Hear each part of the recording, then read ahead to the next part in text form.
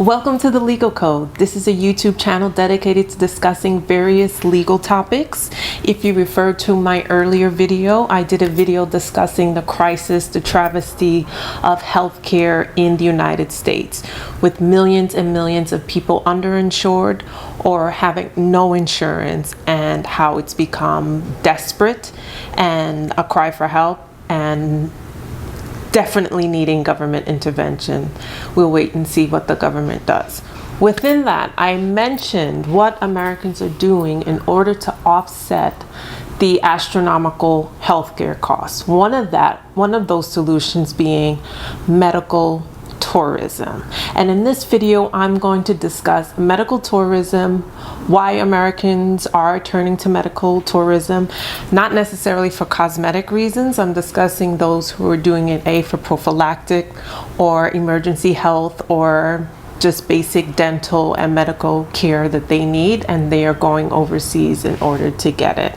And so that is what I will be ironing out in this video. And then I will mention my experiences with medical tourism, because I think it's only fair that I disclose my experience with medical tourism and give you my input.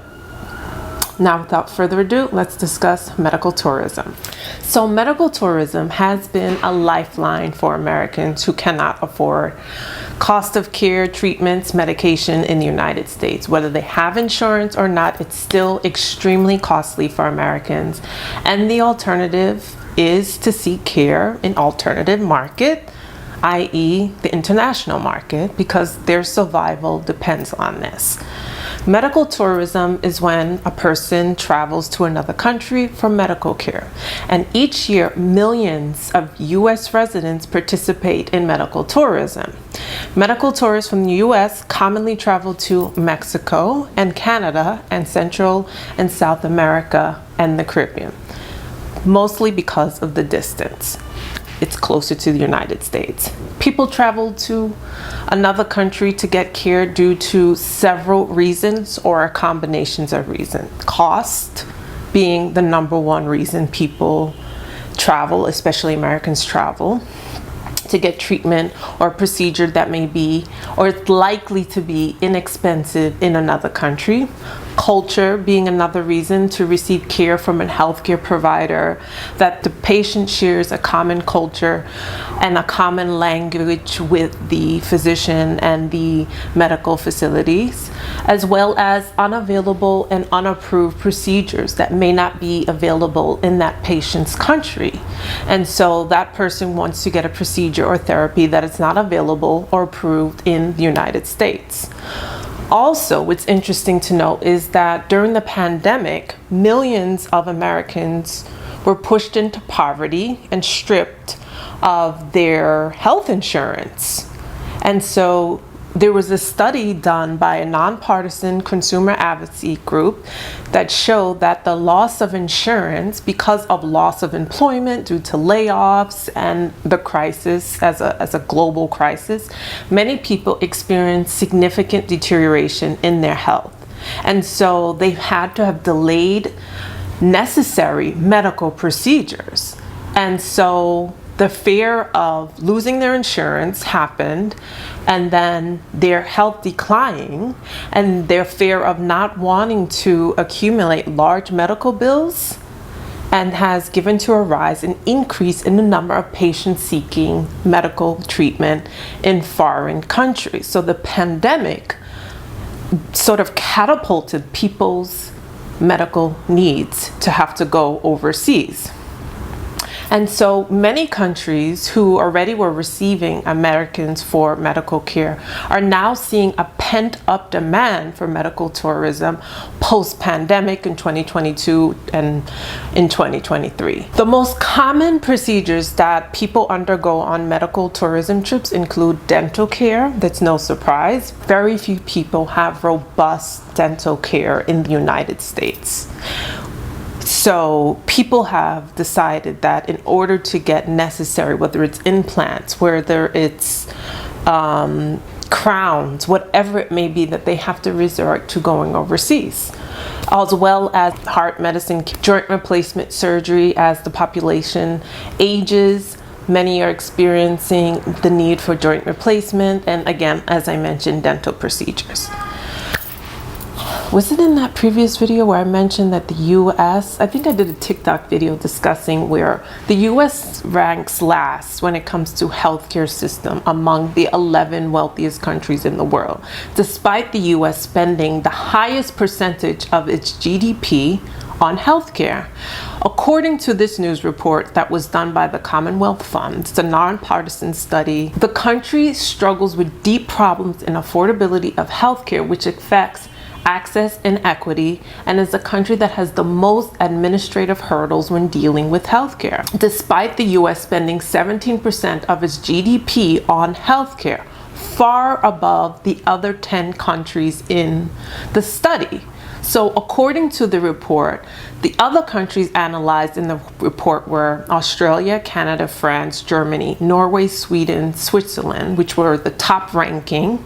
And the ranking is based on 71 measures across 5 areas: access to care, care process, administrative efficiency, equity, and healthcare outcomes.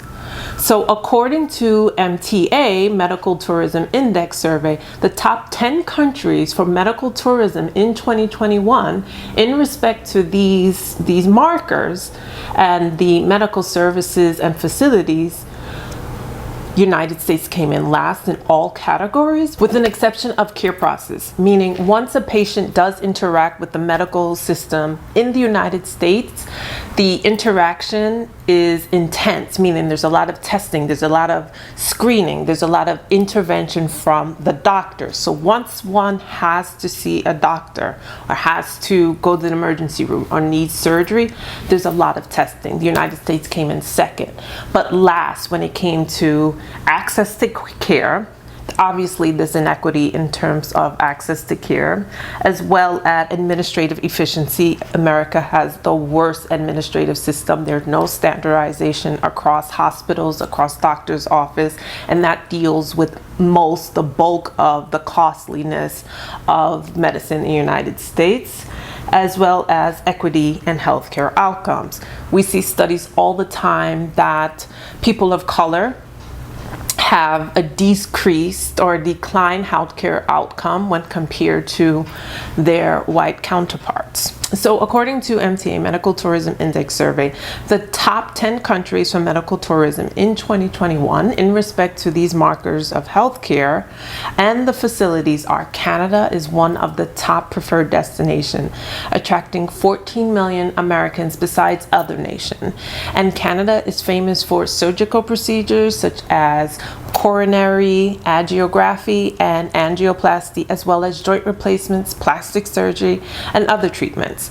Singapore is also on the list.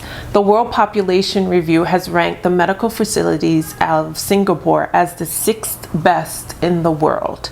It offers the latest medical treatments and surgeries with modern technology and all sorts of arrangements. Now, Singapore offers cost-effective medical procedures when compared to the United States, such as heart bypass surgery, joint replacements procedures. Japan is another country that is famous for its cosmetic surgery procedures and cancer treatments that are significantly less when compared to the US. Spain is also extremely cost effective, especially when it deals with advanced orthopedic procedures, as well as foot and ankle deformities, flat feet surgery, as well as dental procedures. I believe Spain is in the top 10 when it comes to dental procedures in the world. United Kingdom, the UK is famous for its cosmetic procedures such as jaw surgery, facial fillers, skincare treatments. Very, very robust cosmetic surgery market in the UK. Dubai, also famous for its modern advanced infrastructure that attracts more than 5 million tourists from around the globe. The Medical Tourism Index ranked Dubai as the most visited medical destination in the Arab world. Of course, it has world-class hospitals, the best doctors, and several specialties. Dubai attracts medical tourism mainly from the neighboring Arab and Gulf countries, as well as Asia. Some Europeans go there, as well as like Northern Africans also visit Dubai. Top class medical services in orthopedics, dentistry, dermatology, cosmetic surgery, and fertility treatment also are available in Dubai. Costa Rica, a little closer to the US. Costa Rica, which is very, very near to Miami, I believe a 4-hour flight, has become a preferred tourism destination for health tourists. It is ranked high in dentistry, cosmetic procedures as well. Some of the best health services this country offers medical tourism includes weight loss surgery and cancer treatment at very, very low cost when compared to other places.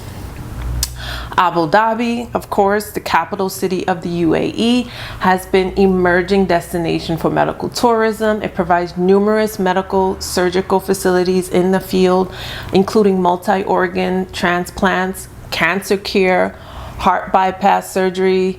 The Mayo Clinic and Cleveland Clinic have established their hospitals in the Emirati. Abu Dhabi offers easy medical visa procedures, also medical tourism insurance, cost-effective packages to attract medical tourists globally. India, another place. Some of the main services that attract medical tourists to India include cardiac care, cosmetic surgery, multi-organ transplants, and alternative treatments like Ayurvedic treatments if you're into naturopathic medicine. Pakistan also has emerged as a favorite destination for medical tourism among many neighboring countries, including patients who coming from the Middle East, Northern African countries, United Kingdom, and of course the United States. There's a large diaspora of Pakistanis in the US who go back to Pakistan in order to get reasonable medical care. Now, Turkey has been getting a lot of buzz regarding the most popular destination for medical tourism worldwide. It offers 3 benefits: low cost, high quality care, quick access to top-notch medical care. So now you know where people are shopping in order to get adequate health care. The question you may be asking though, is it safe?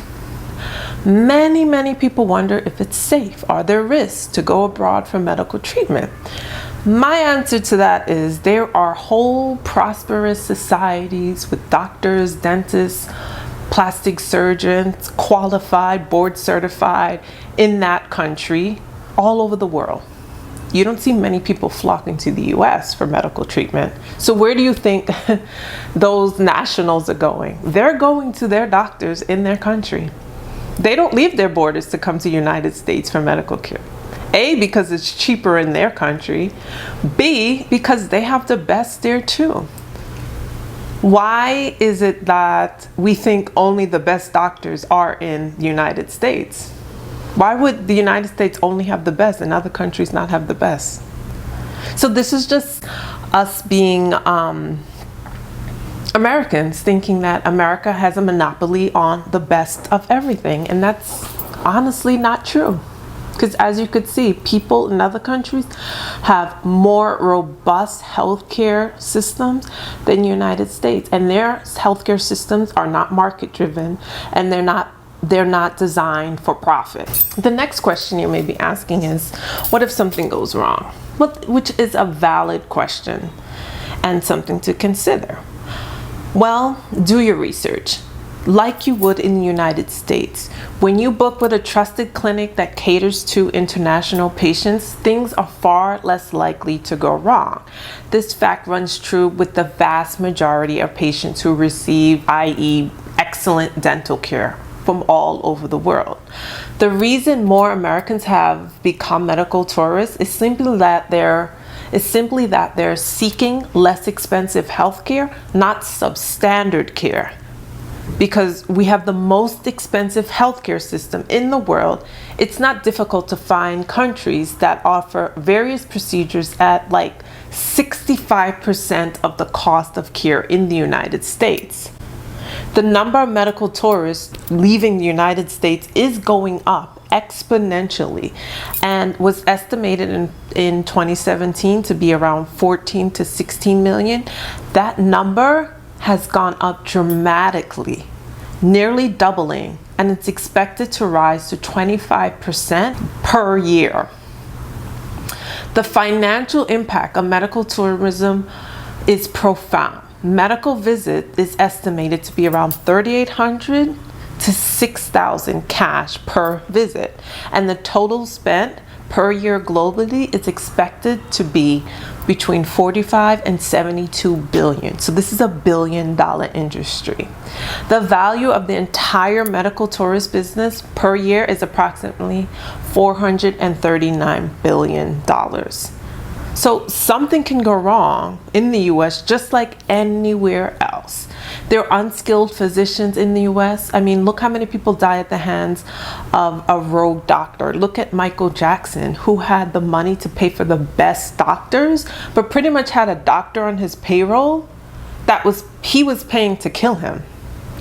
And look at the nursing school debacle that just came out last week, it was, about a nursing school giving fake diplomas to their students in order for the students to sit for the licensing exam and get jobs. So these nursing schools, most of which are in Florida, Sacred Heart International, International Institute, Siena College of Health, and the Palm Beach School of Nursing so far, all of them were involved in this nursing diploma scam. 25 people were charged. This was a whole operation of owners, operators, employees, recruiters that were inducing people to take shortcuts, the easy way to graduate or to be able to sit for the licensing exam, and gave out, 7,600 people paid for this at $15,000 a pop. So totaling $100 million this operation brought in.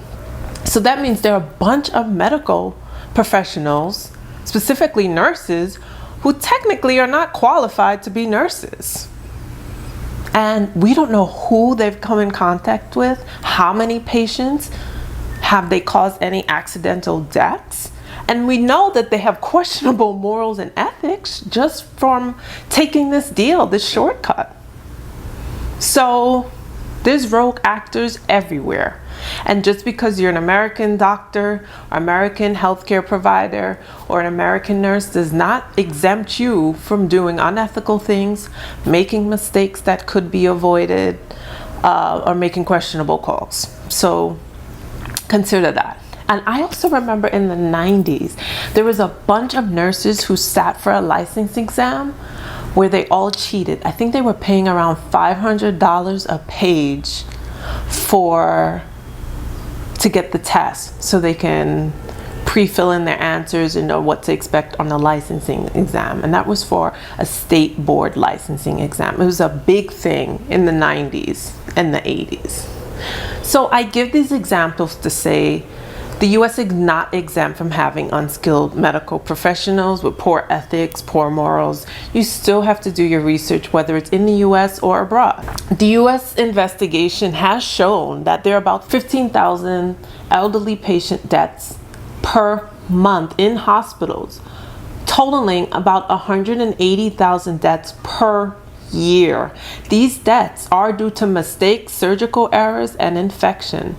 There was a report released, I think it was Kaiser that released this report, showing that 44% of these mistakes, deaths, surgical mistakes, were totally avoidable. So medical tourism involves people seeking out inexpensive medical care or medicine, not substandard. Just think of insulin medicine. One trip to the pharmacy for insulin for a 3-month supply would cost around $3,700. In Mexico, it costs $600. Look at this chart. This was a landmark study published by the RAND Corporation in 2020 that analyzed the average price of 7 different forms of insulin. In 33 countries contained on the chart, United States outranks and outprices all of the other. The study revealed the manufacturer price for any given type of insulin averaged 5 to 10 times higher in the United States than in any other wealthy developing country that was participated in this study. Even when using the net prices, which incorporate possible rebates, U.S. prices would be roughly 4 times higher than other countries. The combined top 10 are shown above, and the full data for every country and type of insulin appear in the table further down. Furthermore, diabetes is an expensive condition to have. Diabetics must also purchase glucose monitors, test strips, lancets, and other supplies. Upgraded formats such as inhalers, insulin pens can be easier to use and travel with, but these tend to cost even more, even with insurance. So the cost of insulin and other necessary supplies for someone to maintain their diabetes can often cost more than a typical patient can reasonably afford. And so the alternative has been to buy insulin in Mexico, in Canada, in Costa Rica, where it is a fraction of the cost. So more and more people are turning to medical tourism for this reason. I'm currently in Colombia. I have my experience with medical tourism. I went to the dentist, and oh my God, what a wonderful experience. Not only were the doctors top-notch professional, but they were also knowledgeable, thorough. I was in such good hands. I had 2 dentists observe me. Everything was documented. They gave me a chart as to the phases of the procedure that I'm doing, so I could go home and research exactly what was being done. I'm so happy with my results, even though I was doing this for and I'm going to explain in a follow-up video about my experience with medical tourism in Colombia, and I'll do a little vlog and share with you what it's like.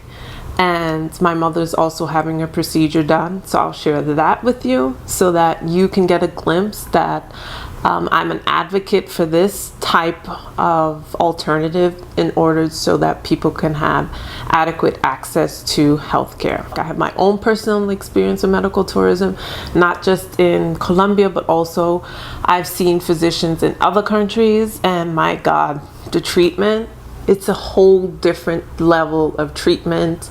There's less rigmarole. There's no dealing with insurance companies, whether the insurance company is going to cover it or whether they're going to deny your claim.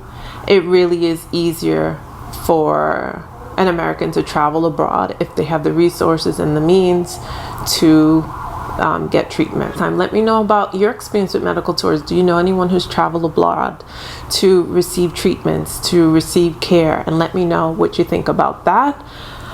Let me know your opinions about health insurance in the US.